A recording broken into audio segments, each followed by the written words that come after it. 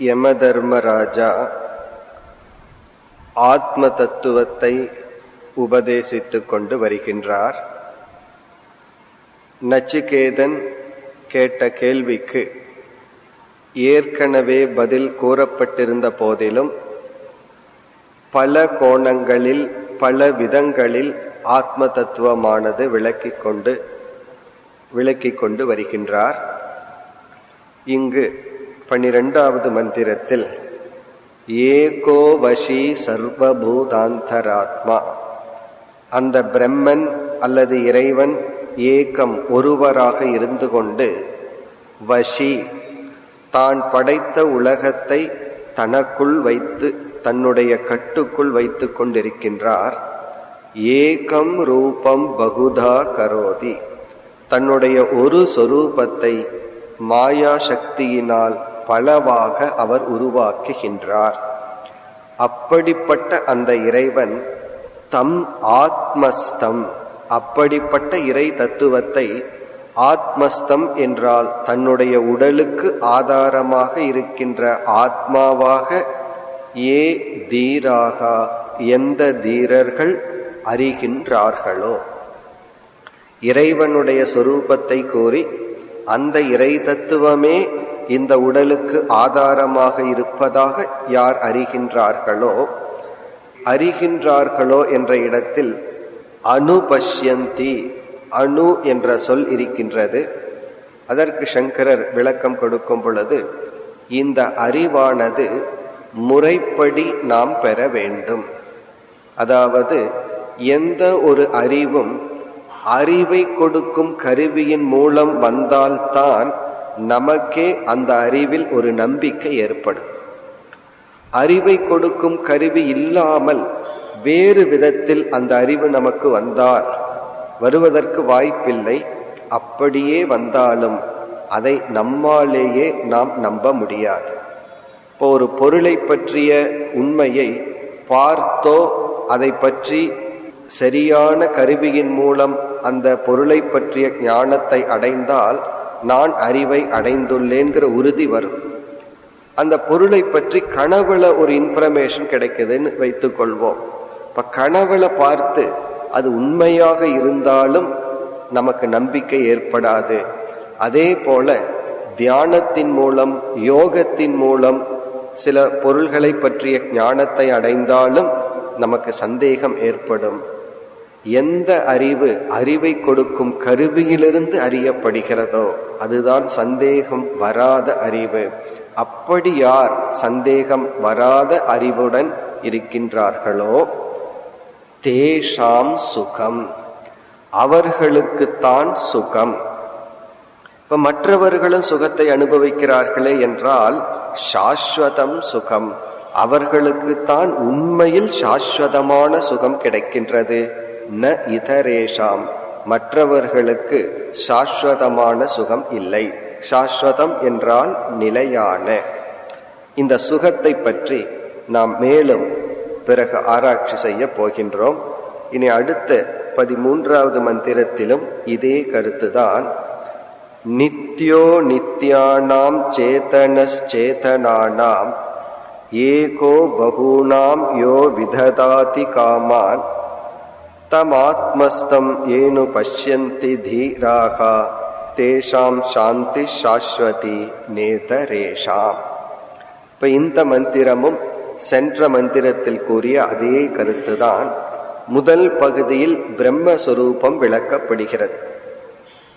நித்யக அனித்யானா, நிலையற்றவைகளுக்குள் நிலையானதாக இருக்கின்றது.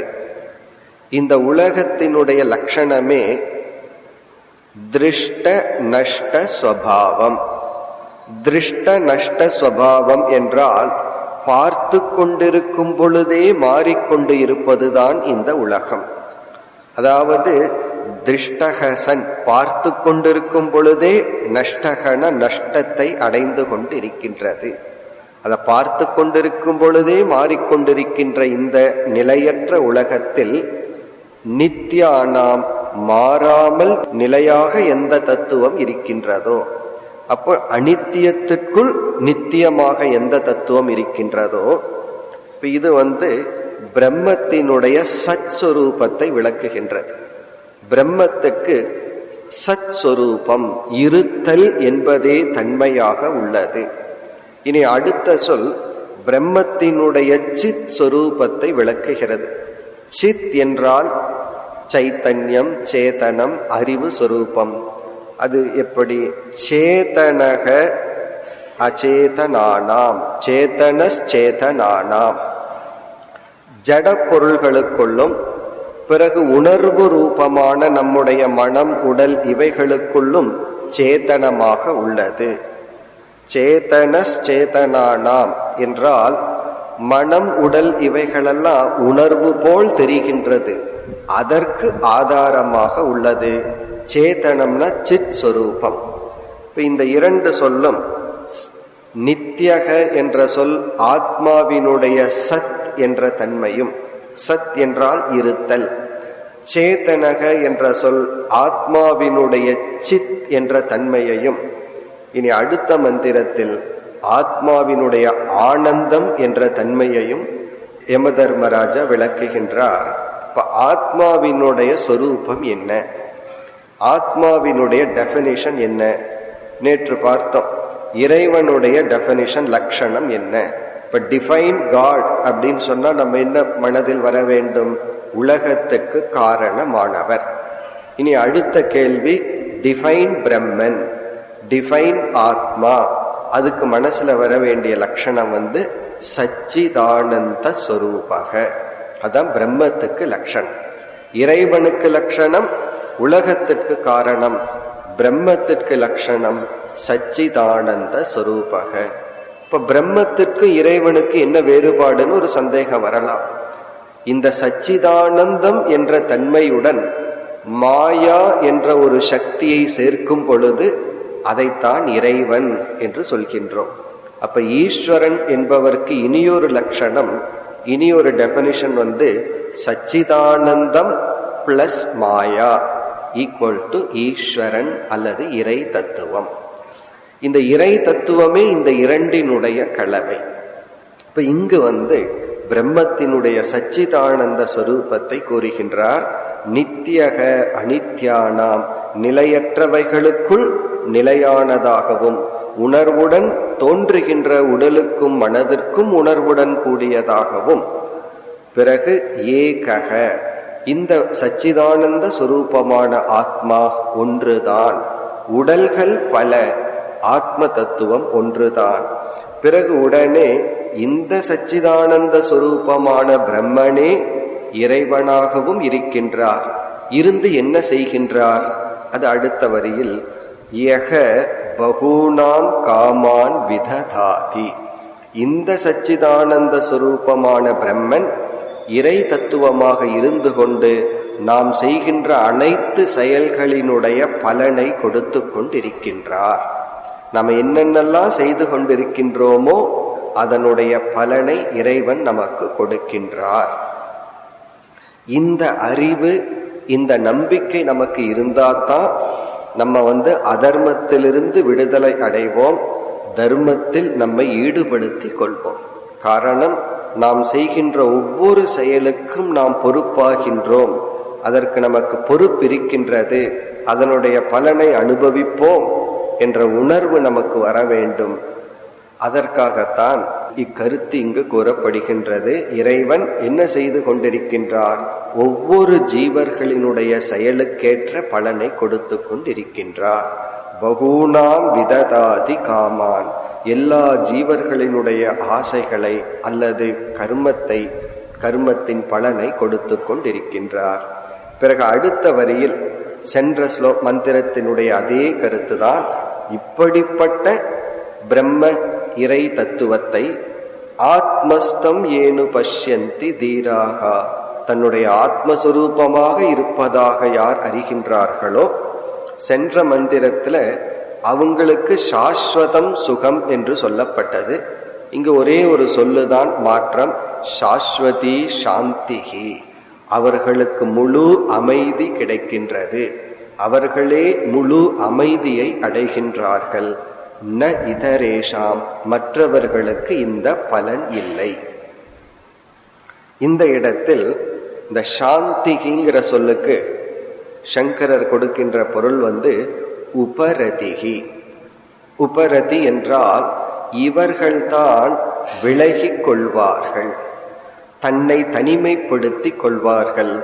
தன்னை தனிமைப்படுத்திக் கொள்வார்கள், விலகிக் கொள்வார்கள்ங்கிறதனுடைய பொருள் என்ன என்றால் சம்சாரத்திலிருந்து விலகிக் கொள்வார்கள். இதுவும் ஒரு ஆர்ட். நம்ம எந்த அளவுக்கு சமுதாயத்திற்குள்ள போய் இருக்கிறோமோ அந்த அளவுக்கு நம்மை நாம் விலகிக் கொள்ள வேண்டியது ஒரு கடமை ஆகின்றது. எல்லாமே ஒரு காலகட்டம் தான். நம்ம உழைக்கிறோம், சம்பாதிக்கிறோம், சில கடமைகளை எல்லாம் நிறைவேற்றுறோம். பிறகு விலகுதல் என்பது ஒரு ஆர்ட், அது ஒரு கலை. இப்ப விலகிக் கொள்வார்கள்னா தேவையற்ற செயல்களில் ஈடுபட மாட்டார்கள், தன்னை வருத்தி கொள்ள மாட்டார்கள், தன்னை துயரப்படுத்தி கொள்ள மாட்டார்கள். அதனுடைய விளைவு மற்றவர்களையும் துயரப்படுத்த மாட்டார்கள். இந்த விலகிக் கொள்ளுதல் அதனுடைய அர்த்தம் தன்னையும் துயரப்படுத்தாமல் மற்றவர்களையும் துயரப்படுத்த மாட்டார்கள். அப்ப முழுமையா யாரால அகிம்சையை பின்பற்ற முடியும்? சங்கரர் அடிக்கடி சொல்லுவார், மற்றவர்களெல்லாம் ஓரளவுதான் அகிம்சையை பின்பற்ற முடியும்.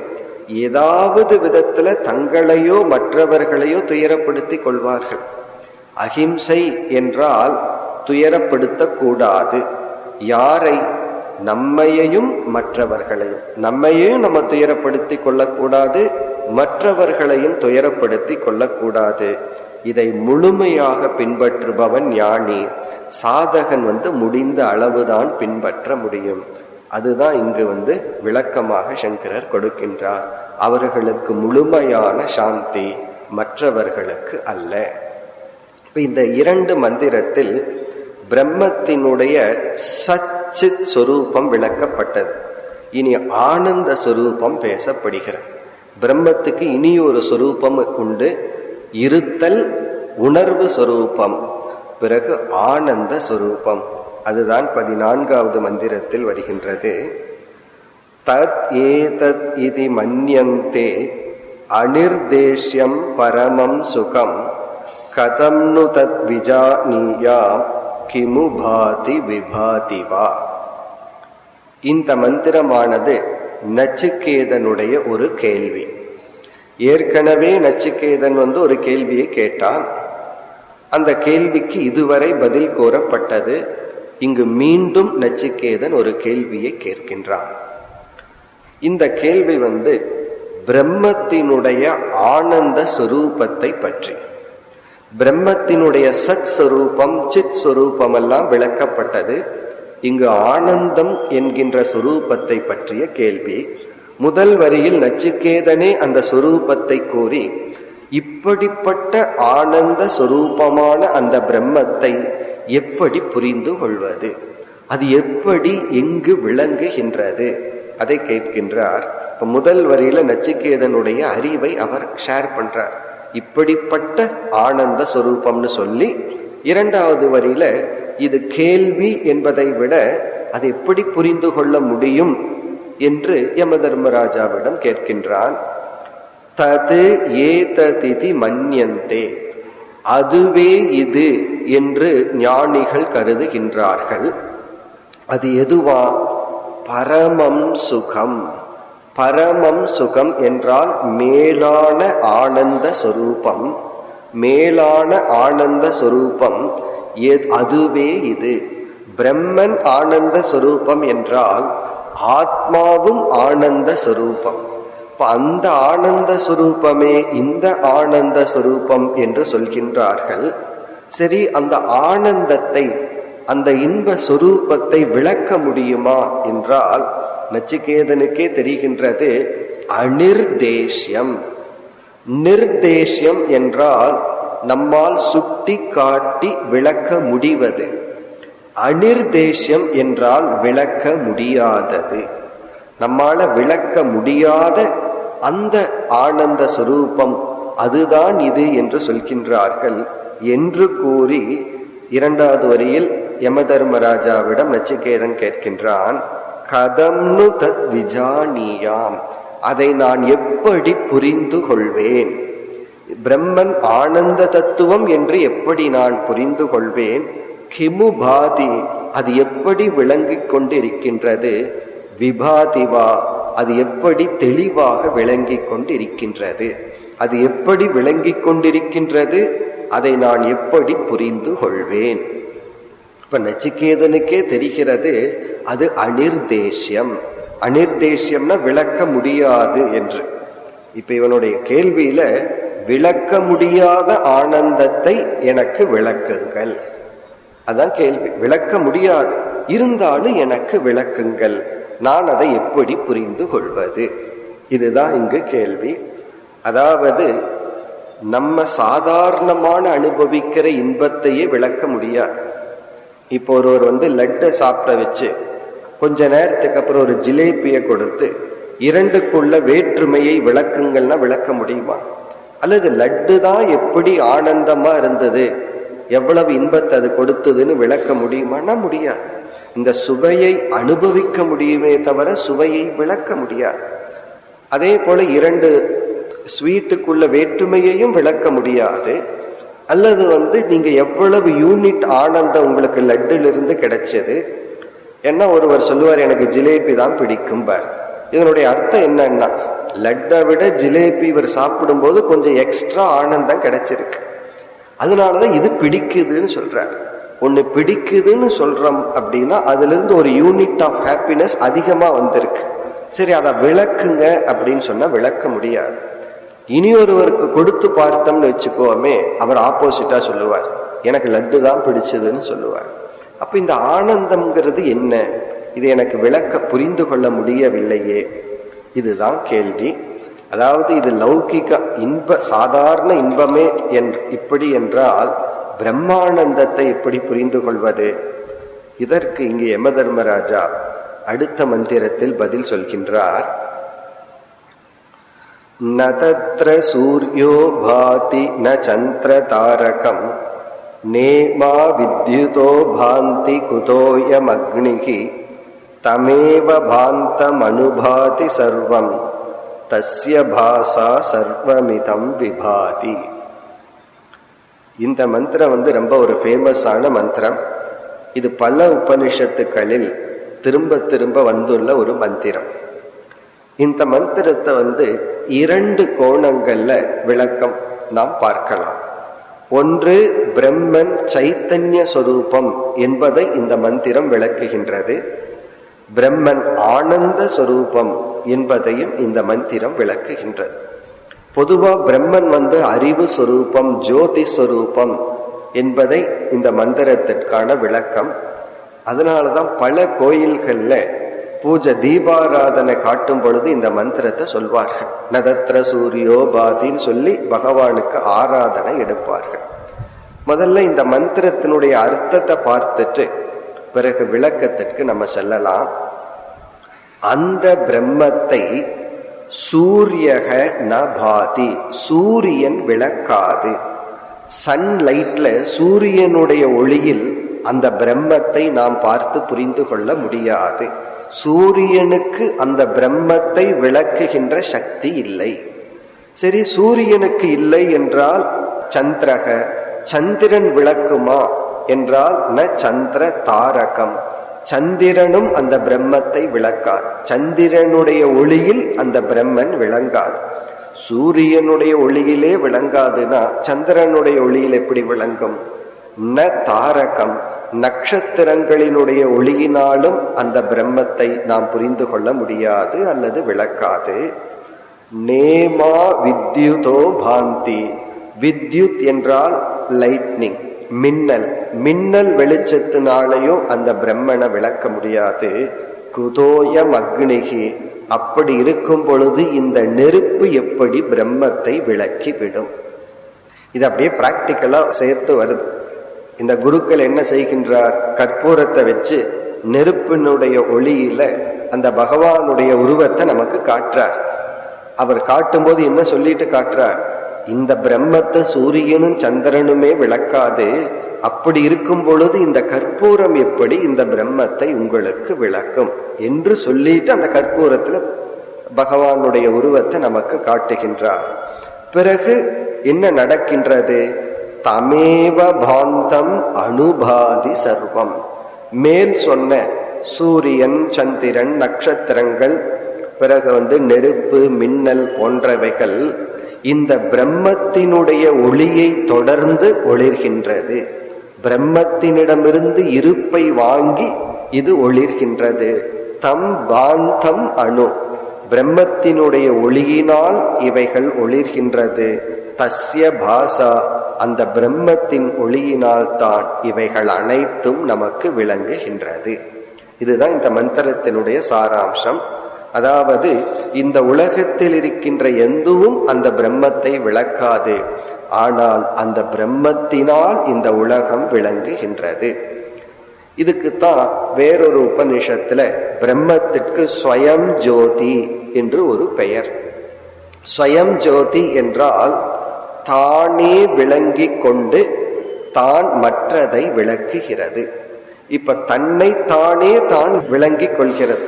அதாவது பிரம்மத்தை பார்க்கிறதுக்கு வேற ஒன்று வேண்டாம், ஆனா பிரம்மத்தினாலதான் அனைத்தையும் பார்க்கின்றோம்.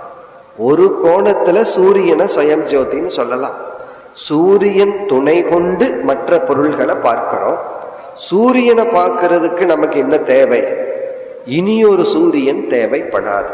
இப்போ ஒரு ஆங்கிள் சூரியன் ஸ்வயம் ஜோதி, அது தானே ஜோதி ஸ்வரூபம், தன்னை தானே விளக்கி கொண்டு தான் அனைத்தையும் விளக்குகிறது. ஆனால் அது ஒரு ஸ்டெப்பு வரைக்கும் தான். சூரியனையே விளக்குறது நம்முடைய கண்ணு தான். நம்ம கண்ணை மூடிட்டோம்னா அங்க சூரியன் கிடையாது. ஆனா சூரியனை விட நம்முடைய கண்ணுக்கு ரொம்ப சக்தி அதிகம். காரணம், சூரியன் எல்லா நேரத்திலையும் பிரைட்டாவே இருக்கு. சூரியனுக்கு இருளை பார்க்கிற சக்தி கிடையாது. நம்ம கண்ணுக்கு லைட்டையும் பார்க்கலாம், இருளையும் பார்க்கலாம். சூரியனுடைய இருப்பு இல்லாமை இரண்டையும் கண்கள் பார்க்கும். இந்த கண்ணை பார்க்கிறது மனம். இப்படியே அந்த உபனிஷத் கொஞ்சம் கொஞ்சமா உள்ள போயிட்டே இருக்கும். அப்ப சூரியனையே விளக்குவது நம்முடைய கண்கள், கண்களே சரியா தெரியுதா இல்லையான்னு விளக்குவது நம்முடைய மனம். ஏன்னா நம்முடைய மனம் கண்ணுக்கு பின்னாடி இல்லை அப்படின்னா கண்ணு திறந்திருந்தாலும் தெரியாது. ஆகவே மனம் தான் ஜோதி. இந்த மனதுக்கு ஆதாரமாக இருப்பது பிரம்மஸ்வரூபம் அல்லது ஆத்மஸ்வரூபம். இவ்விதம் இந்த மந்திரத்தை பிரம்மத்தினுடைய அறிவு சொரூபம், சைத்தன்ய சொரூபமாகவும் விளக்கப்படுகிறது.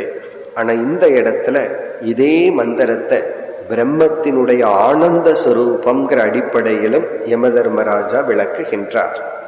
அது எப்படி என்று சுருக்கமாக பார்க்கலாம். நாம ஆனந்தம் என்ற ஒரு அனுபவத்தை நம்ம எல்லாத்துக்கும் தெரியுது. இன்பம் என்ற ஒரு அனுபவம் நமக்கு இருக்கு. நமக்கு 3 விதமான அனுபவம் இருக்கு. ஒன்று இருத்தல் அப்படிங்கிற ஒரு அனுபவம். நம்ம ஒருத்தர்கிட்ட கேட்கிறோம், to you feel you are existing? நீங்க இருக்கிற மாதிரி ஃபீல் பண்றீங்களான்னு கேட்டா அவருக்கு ஒரு நிமிஷம் இருங்க, யார்கிட்டயாவது கேட்டு சொல்றேன்னு சொல்ல மாட்டார். யாரையும் கன்சல்ட் பண்ணாம, இல்ல பார்த்து சொல்றேன்னு சொல்ல மாட்டார். யாரையும் கன்சல்ட் பண்ணாம எஸ் ஐ ஃபீல், அப்போ என்னுடைய இருப்பை நான் உணர்கின்றேன். அப்போ சத், நம்மளுடைய சத்தை நம்ம உணர்வோம். அடுத்த கேள்வி நம்ம இடத்துல கேட்கின்றார்கள், நீங்கள் உணர்வு பூர்வமாக இருப்பதை உணர்கிறீர்களான்னா நம்ம அனுபவத்தில் இருக்கு. Yes, I am a conscious being, நான் ஒரு உணர்வு பூர்வமான மனிதன், அதுலேயும் சந்தேகம் இல்லை. அவ்வப்பொழுது ஆனந்தமாக இருப்பதையும் உணர்கிறீர்களான்னு சொன்னா, விழிப்பு நிலையில அவ்வப்பொழுது ஆனந்தமா இருக்கிறதா நான் உணர்கின்றேன். ஆழ்ந்த உறக்கத்துல முழுமையாக ஆனந்தத்தை நான் அனுபவிக்கின்றேன்னு நம்ம சொல்லுவோம். அப்ப இந்த வேக்கிங் ஸ்டேட்ல நம்ம அப்பப்ப ஆனந்தத்தை அனுபவிக்கிறோம். ஏன் அவ்வப்பொழுதுன்னு சொல்றோம்? இடையில துக்கத்தையும் சேர்ந்து அனுபவிக்கிறோம். சில நேரம் மனசு சந்தோஷமா இருக்கு, சில நேரம் மனது துக்கத்தை அனுபவிக்கும். ஆனா ஆழ்ந்த உறக்கத்துல மனது ஆனந்தத்தை மட்டும் அனுபவிக்குது. இப்ப இந்த இருத்தல் அப்படிங்கிறது நம்ம உடலினுடைய சொரூபமா, உடலினுடைய தன்மை என்றால் இந்த உடல் என்னைக்குமே இருக்கணும். ஆனா கொஞ்ச நாள் தான் இருக்கு. ஆகவே சாஸ்திரம் என்ன சொல்லுது, இந்த இருத்தல் பிரம்மத்தை சேர்ந்தது. உடல் பானைய போல ஒரு பெயரும் ஒரு உருவந்தான் வந்து போகிறது. அதே போல இந்த உணர்வு அதுவும் பிரம்மஸ்வரூபம். நம்ம உணரப்படுவது அந்த பிரம்மத்தினுடைய ஷேடோ, அந்த பிரம்மத்தினுடைய ஒரு ஆபாசம், அந்த பிரம்மத்தினுடைய ஒரு பொய்யான பிரதிபிம்பம். அதே போல நாம் அனுபவிக்கிற ஆனந்தமும் அந்த பிரம்மத்தினுடைய ஒரு ஆபாசம், பிரம்மத்தினுடைய ரிஃப்ளெக்ஷன், அந்த பிரம்மத்தினுடைய ஒரு வெளிப்பாடு தான். எப்படி உடல் இருக்குன்னு சொல்றது அந்த இருத்தல் பிரம்மத்தை சார்ந்ததோ, நான் உணர்வு ரூபமாக இருக்கின்றேங்கிறது உணர்வு உண்மையிலேயே பிரம்மஸ்வரூபமோ, நான் ஆனந்தமாக உறங்கினேன், நம்ம அனுபவிக்கிற அனைத்து ஆனந்தமும் அந்த பிரம்மத்தினுடைய ஒரு வெளிப்பாடு தான்.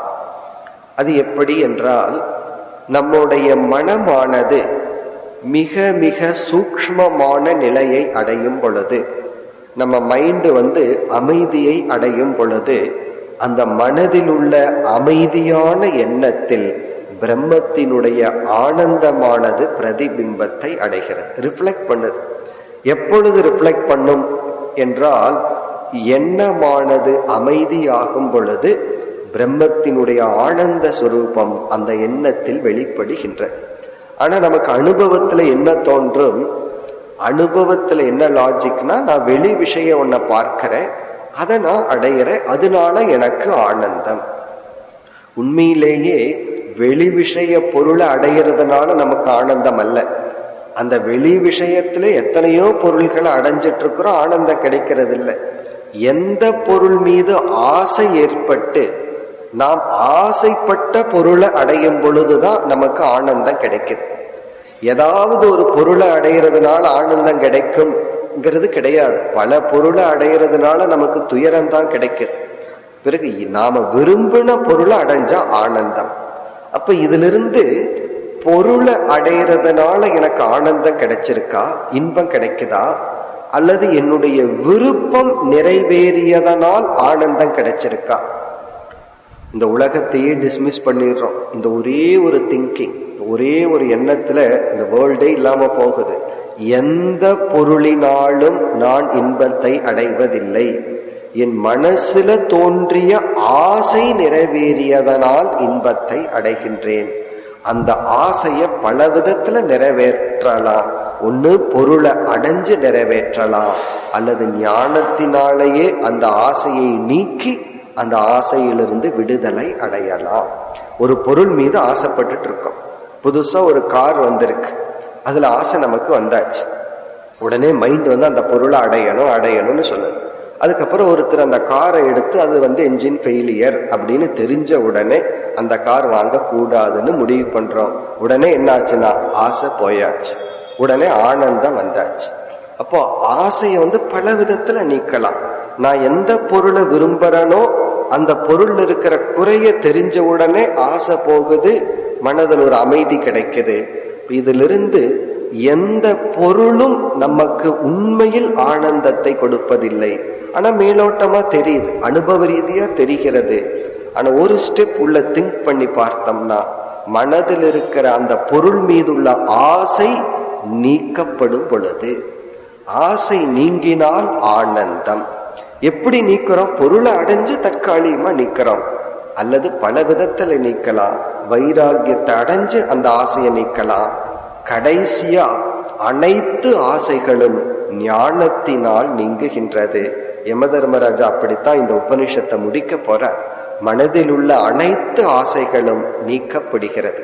அப்படின்னா ஆசையே அற்றவனாக அல்ல. அங்க நம்ம ஆசையை பத்தி மீண்டும் பார்ப்போம்.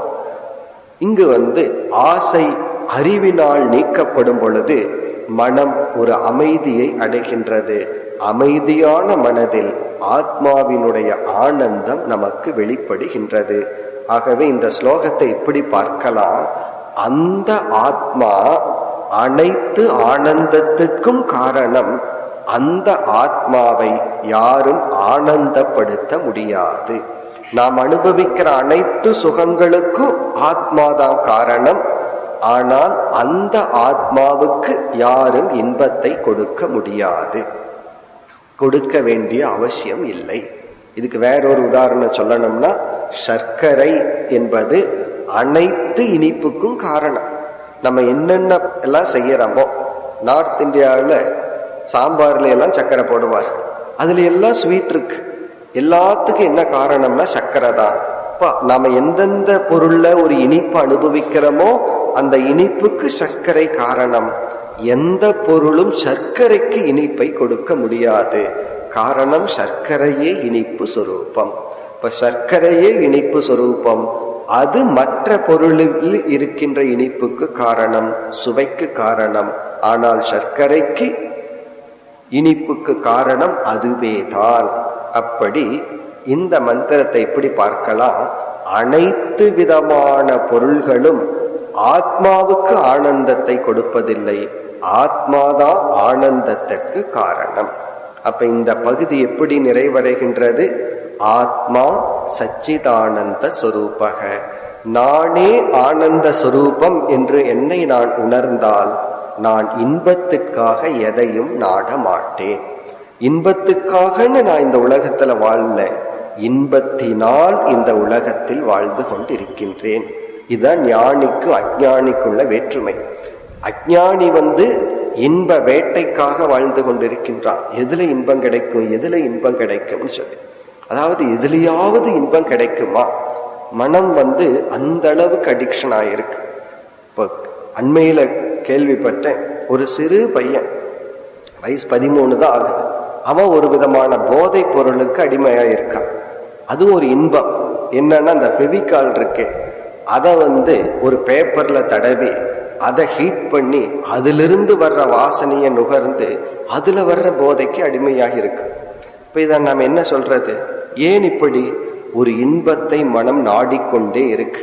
அது லீகலோ இல்லீகலோ, இதுதான் சம்சாரம். ஞானி ஏன் இந்த உலகத்தில் இருக்கான்?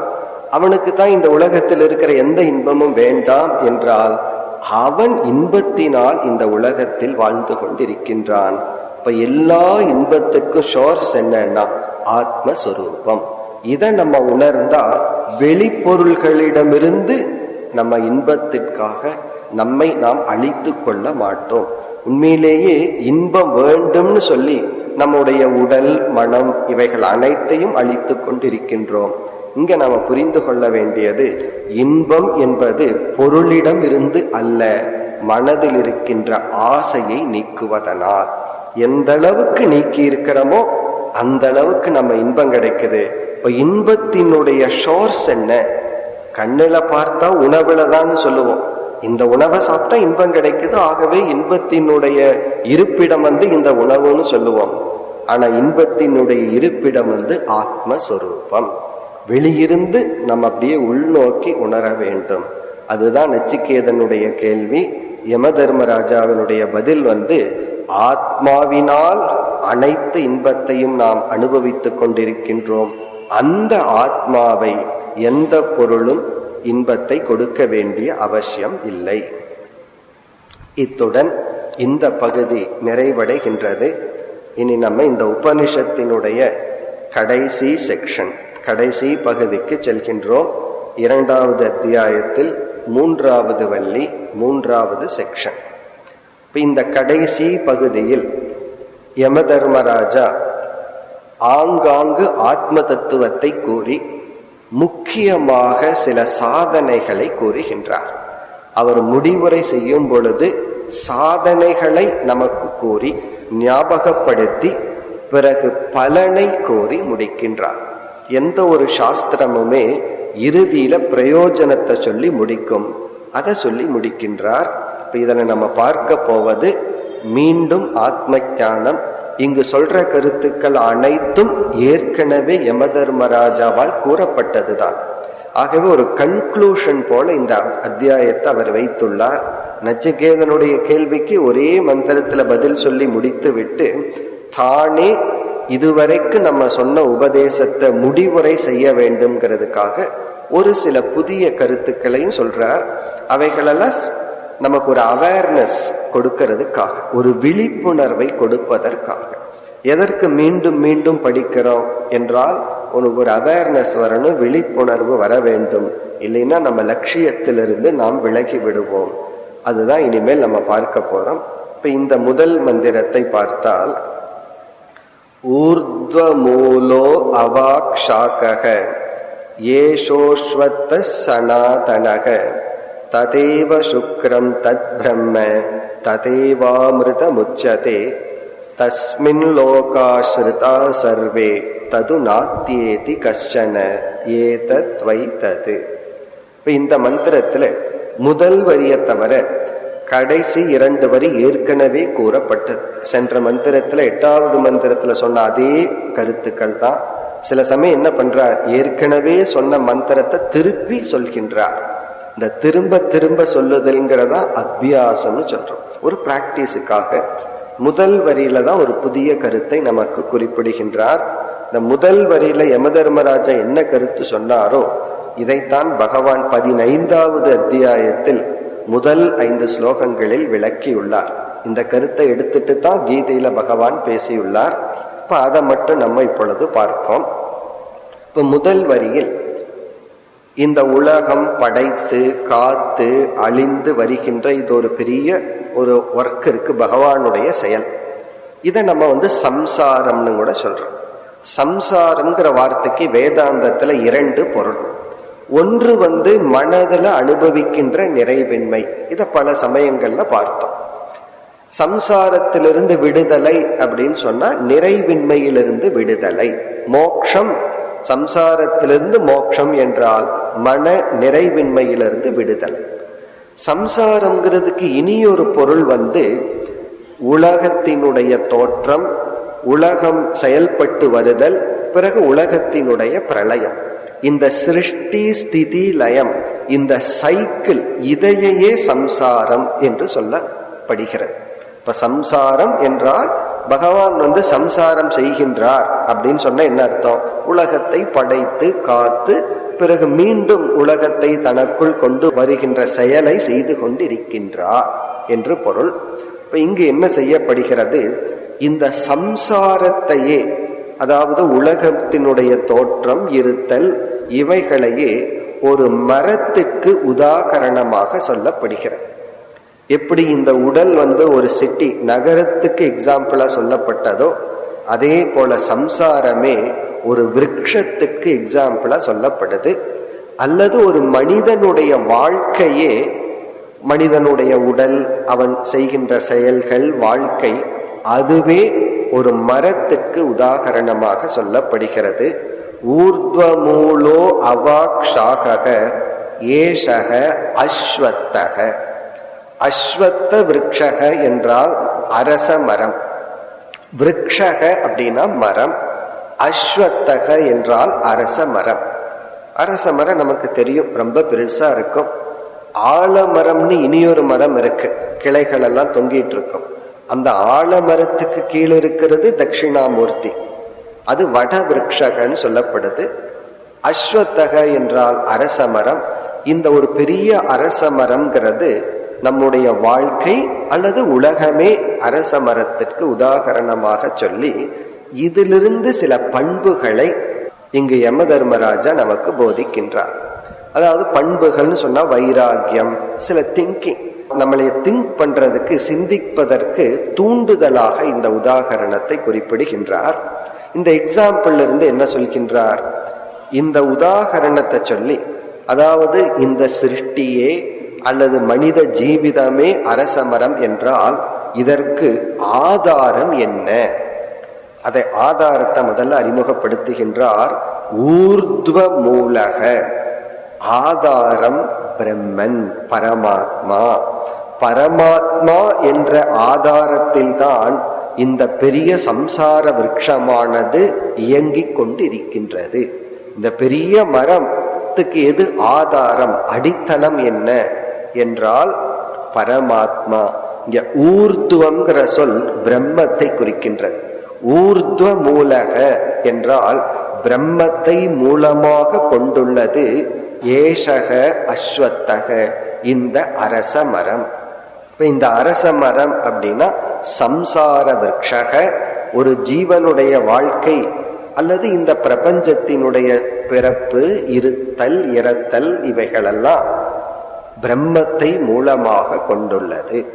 இங்க பிரம்மத்துக்கு அவ்வளவுதான், மீதி எல்லா விளக்கமுமே இந்த சம்சார வர்ணனையை இங்கு செய்கின்றார்.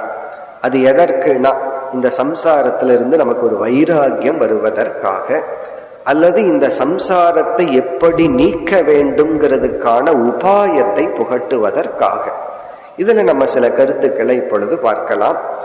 இந்த நம்முடைய வாழ்க்கை, நம்முடைய உடல், நாம் செய்கின்ற செயல், இவைகளை எல்லாம் ஒரு மரத்துக்கு உதாரணமா ஏன் சொல்கின்றார் என்றால், இந்த மரம் எப்படி என்றால், இந்த நித்தியத்துவம் இரண்டு வகைப்படும். இந்த தொடர்ந்து இருத்தல் நித்தியம்னு சொல்றோம். ஒன்று கூட்டஸ்த நித்தியம்னு சொல்வார்கள். கூட்டஸ்த நித்தியம்னா மாறாமல் அப்படியே இருப்பது.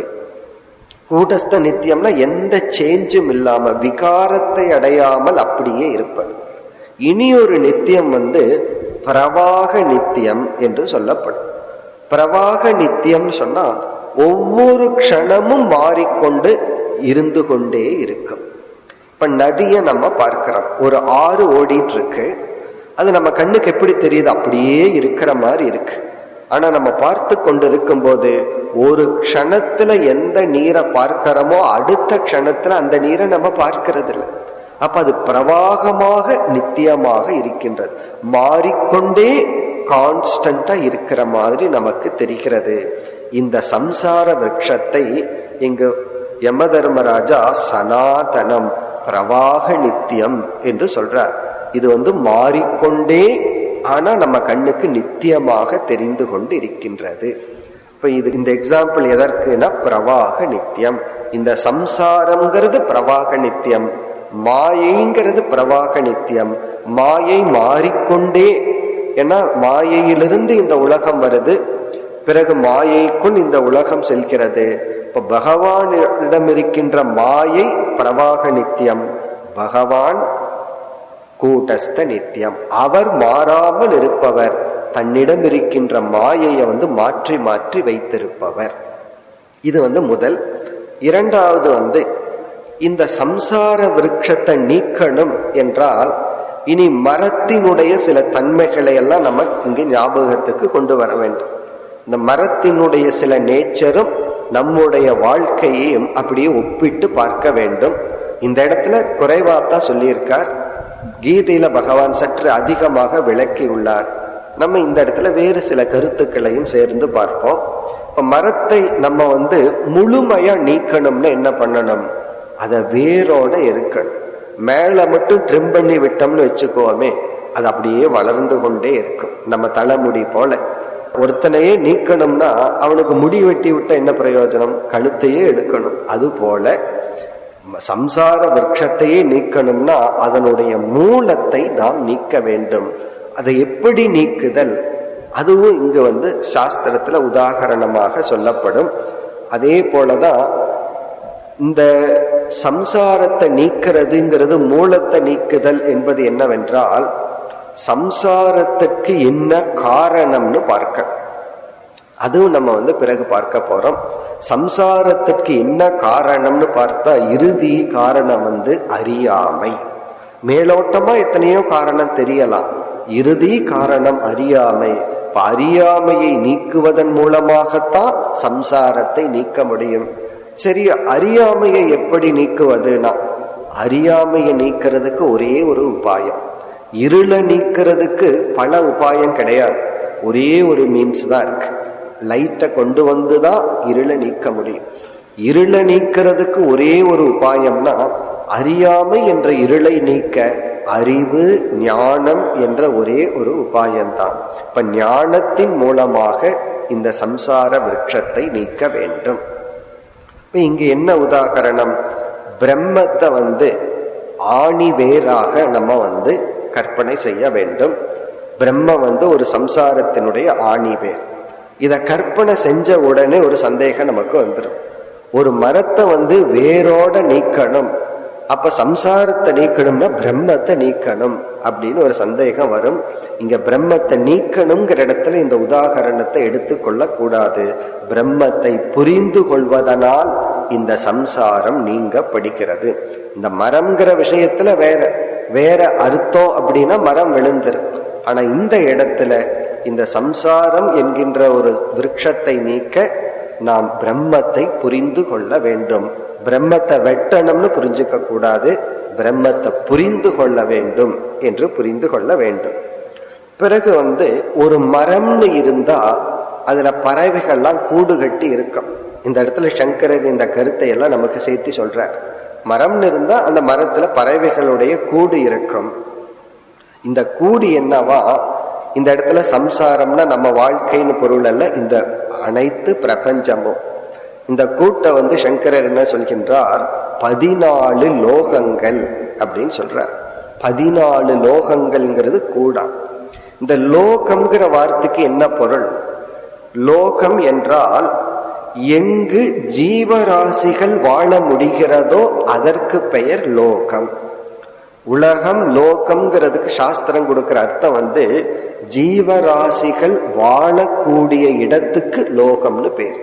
இப்ப சூரியன் இடத்துல போய் யாரும் வாழ முடியாது, அல்லது எத்தனையோ கிரகங்கள் எல்லாம் இருக்கு, நம்ம கண்டுபிடிச்சிருக்கோம், அங்கெல்லாம் உயிரினங்கள் இல்லை. ஏன்னா உயிரினங்கள் இருக்கிற மாதிரி தட்பவெப்ப நிலை, தண்ணீர் போன்றவைகள் எல்லாம் கிடையாது.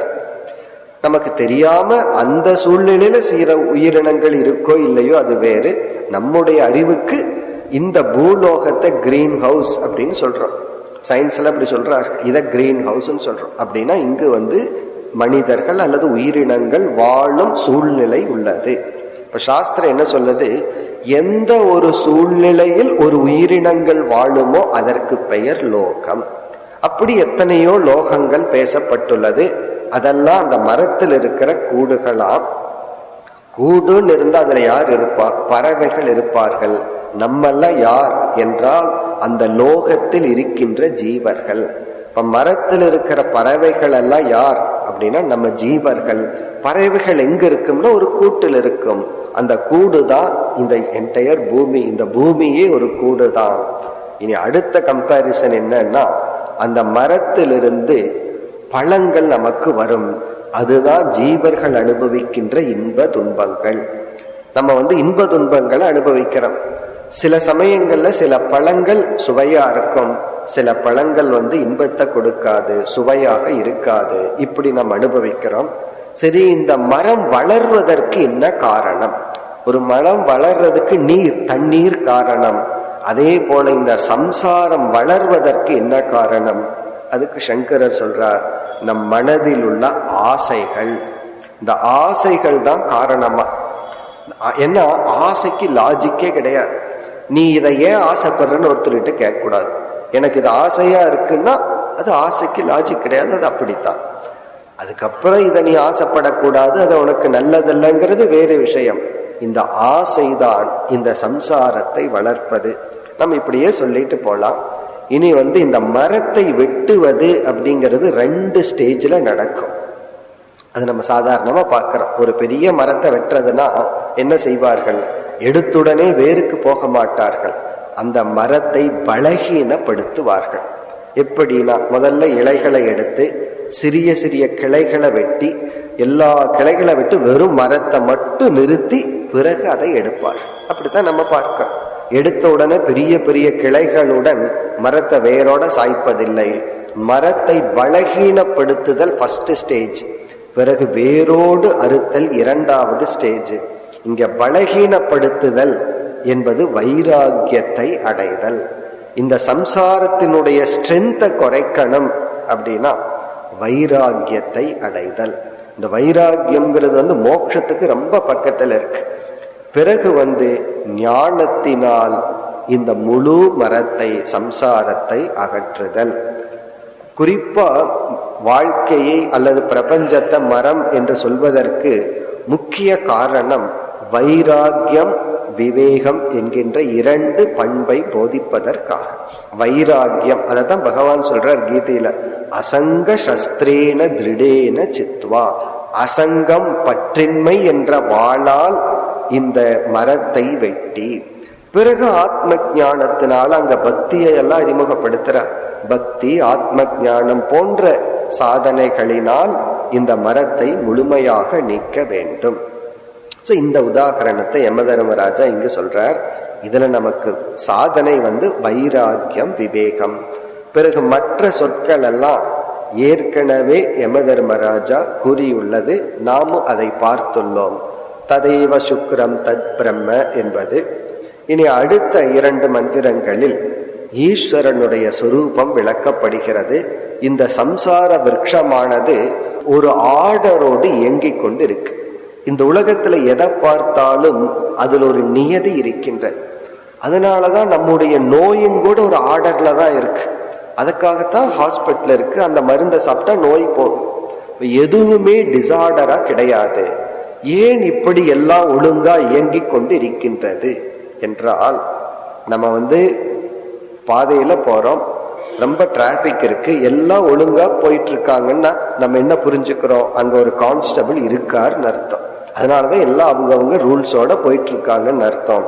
அதே போல இங்க பகவான் சொல்றார், அதாவது அனைத்து தத்துவங்களும் ஒரே ஆர்டர்ல இயங்குவதற்கு காரணம் இறைவன் என்ற ஒரு தத்துவம் இருப்பதனால்.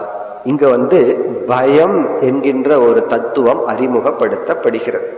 இறைவனை கண்டு பயந்து கொண்டுதான் எல்லா தேவதைகளும் அவரவர்களுடைய கடமையை செய்கின்றார்கள். அதான் அடுத்த 2 மந்திரத்தின் சாராம்சம். எதிதம் கிஞ்ச ஜெகத் சர்வம் பிராண ஏஜதி நிஸ்ருதம் மகத்பயம் வஜ்ரமுத்யமம் ஏதத் விதுர் அமிர்தாஸ்தே பவந்தி. அடுத்த மந்திரத்திலையும் பார்த்தா பயாத் அஸ்ய அக்னிஸ்தபதி. இறைவனை கண்ட பயத்தினால் அக்னி தேவன் சுட்டு கொண்டு இருக்கின்றார். அதாவது நெருப்பு என்ற தத்துவம் அதனுடைய செயலை ஏன் செய்யுதான்? இறைவனை கண்ட பயத்தினால். பயாத் தபதி சூரியக. சூரியன் இறைவனை கண்டு பயந்து கொண்டு ஒழுங்காக டெய்லி வந்துட்டு இருக்காராம். அதாவது சூரியன் லைட்டை நமக்கு கொடுத்துட்டு இருக்காராம். பிறகு யமதர்மராஜா சொல்றார், பயாத் தவதி மிருத்யுகு. தன்னையே சொல்லிக்கிறார், யமதர்மராஜாவான நான் இறைவனை கண்டு பயந்து கொண்டு என்னுடைய வேலையை செய்து கொண்டிருக்கின்றேன். அவருடைய வேலை என்ன? நம்ம நேரம் முடிஞ்சா கூட்டு போறதுதான். அப்ப அவர் என்ன சொல்றார்?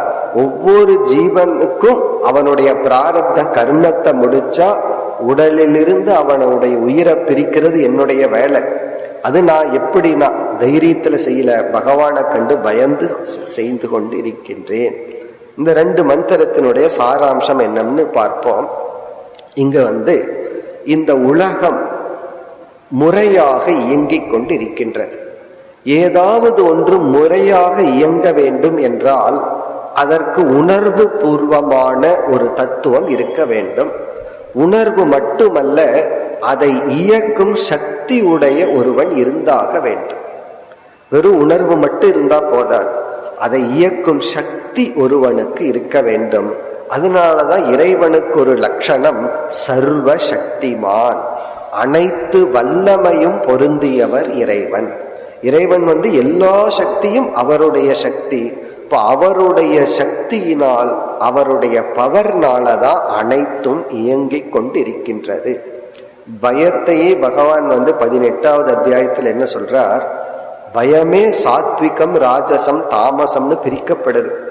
நம்ம அதர்மம் செய்வதற்கு மனம் பயப்பட்டால் அந்த பயத்தை சாத்விகமான பயம்னு சொல்றோம். பயம்ங்கிறது இறைவன் நம்மை பாதுகாக்க நமக்கு கொடுத்த ஒரு உணர்வு. பயம் நமக்கு தேவைதான். ஆனால் அந்த பயம் எதில் இருக்கணும்? அதர்மம் செய்யறதுக்கு பயப்படவில்லை என்றால் அது தவறு. தர்மம் செய்யறதுக்கு பயப்பட்டால் அந்த பயம் நம்மை பாதுகாக்கின்ற பயம். இப்ப பயம்ங்கிறது நம்மை பாதுகாக்கிறதுக்கு பகவான் நமக்குள் கொடுத்துள்ள ஒரு உணர்வு.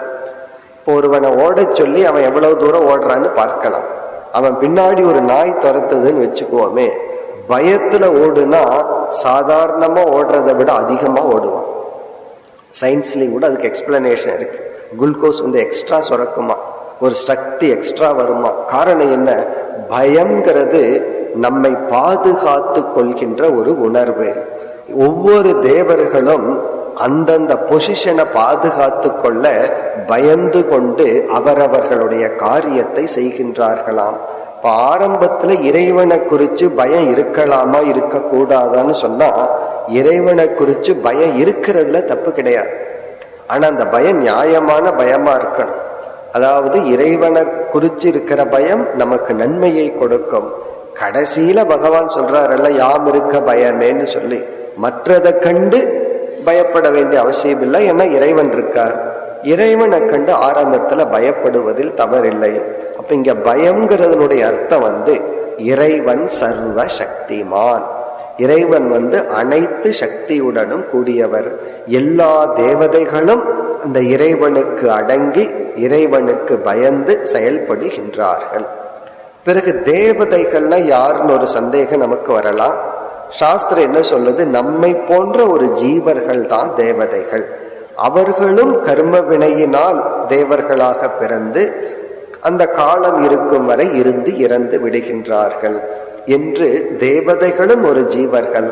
அனைத்து சக்திகளும் தேவதைகளாக இங்கு உருவகப்படுத்தப்படுகிறது. அவைகளும் இறைவனுடைய நியதிக்கு உட்பட்டே செயல்படுகின்றார்கள். இனி அடுத்த 2 மந்திரத்தில் இனி எல்லாம் யமதர்மராஜா நமக்கு வேல்யூவை சொல்ல போறார். ஏன்னா முடிவுரைக்காக பண்புகளையே கோர போகின்றார். அடுத்த 2 மந்திரத்தின் சாராம்சம் மனித சரீரத்தினுடைய மேன்மையை புகட்டுகின்றார். இந்த ஹியூமன் பாடியினுடைய வேல்யூவை சொல்றார். இந்த மனித சரீரத்துலதான் நம்ம தர்மத்தை பண்ண முடியும், புண்ணியத்தை சேகரிக்க முடியும். அது மட்டுமல்ல, மோட்சத்தை அடைய முடியும். ஒருவன் மனித சரீரத்தை எடுத்து மிருக சரீரத்தினால என்னென்னலாம் செய்ய முடியுமோ அதெல்லாம் செஞ்சுட்டு போறான்னு வச்சுக்குவோமே. மிருக சரீரத்தினால் என்ன பண்ண முடியும்? நல்லா சாப்பிட முடியும். மிருகத்துக்கு என்ன வேலை? இந்த ஆடு மாடு இதையெல்லாம் பார்த்தோம்னா அதனுடைய ரொட்டீன் என்னன்னு யோசிச்சு பார்த்தா என்ன? அது சாப்பிடும், தூங்கும், அவ்வளவுதான். வேற ஒன்றும் அது செய்யாது. ஆட்டினுடைய ரொட்டீன் என்னன்னு சொன்னா, எப்ப பார்த்தாலும் சாப்பிட்டு இருக்கிற வேலை, கடைசியில யாருக்கோ சாப்பாடு ஆக போகுது. ஏன்னா அது சாப்பிட்டு இருக்கும், பிறகு அது இனி ஒருவருக்கு உணவாகும். இப்ப மிருகம் உணவை உட்கொண்டு வாழ்கிறது. மனுஷனும் சாப்பிட்றதுக்கே வாழ்ந்துட்டு இருந்தான்னா அதுக்கு மிருகமாகவே பிறந்திருக்கலாம். பிறகு மிருகமும் இனப்பெருக்கத்தை செய்கிறது. தன்னுடைய அழிஞ்சு போக கூடாதுன்னு சொல்லி இனப்பெருக்கத்தை செய்கின்றது. மனிதனும் அதை செய்கின்றான். மிருகத்தை விட அதிகமா செய்கின்றான். மிருகத்துக்கு எந்த மிருகமும் இனம் குறைஞ்சு போச்சுன்னு சமுதாயத்திலேயோ சொசைட்டிலேயோ வருத்தம் கிடையாது. மனுஷனுடைய இனத்தை தான் குறைக்கணும்னு விரும்புகின்றார்கள்.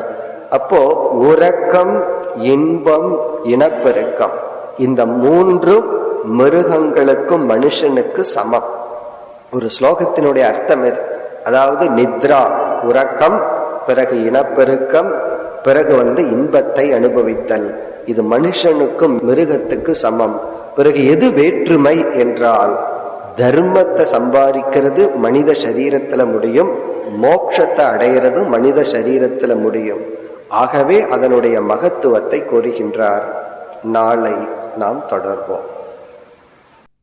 ஓம் பூர்ணமத பூர்ணமிதம் பூர்ணாத் பூர்ணமுதச்யதே பூர்ணஸ்ய பூர்ணமாதாய பூர்ணமேவாவசிஷ்யதே. ஓம் சாந்தி சாந்தி சாந்தி.